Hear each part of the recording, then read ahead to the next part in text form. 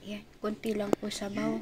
Kasi, ano lang, pinangat lang naman. Dapat nga walang sabaw, pero mas maganda yung may pangsabaw sa kanin.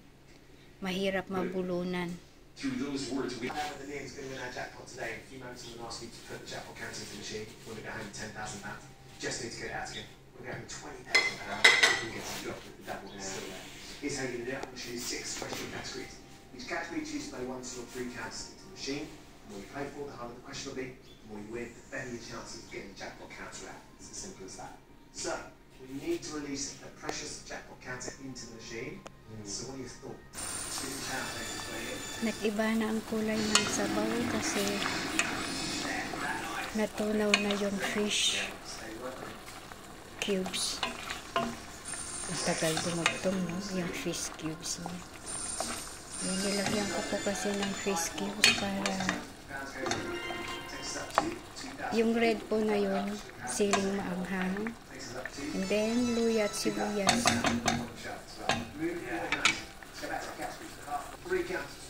Ayan po, ilagay na natin yung isda para kainan na.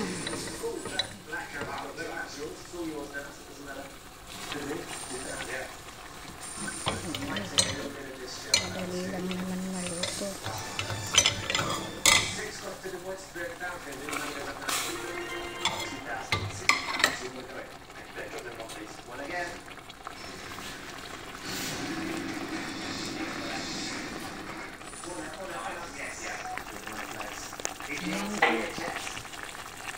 Paluto na yung isda, so pwede na natin ilagay yung talbos ng kamote from the garden.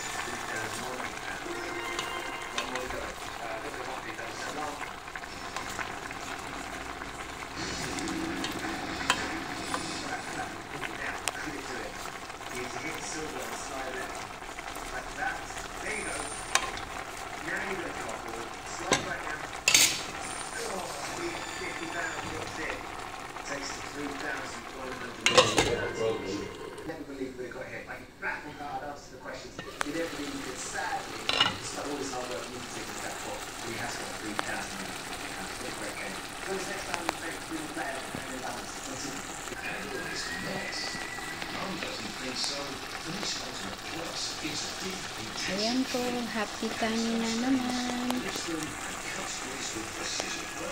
Buhay ng hindi nakakatikim ng pagkain Pinoy.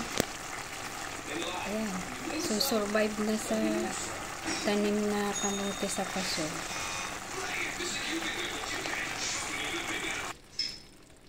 Ayan po, luto na siya. Wala nang sabaw. Di pa naman ako nakakain na hindi nagsasabaw.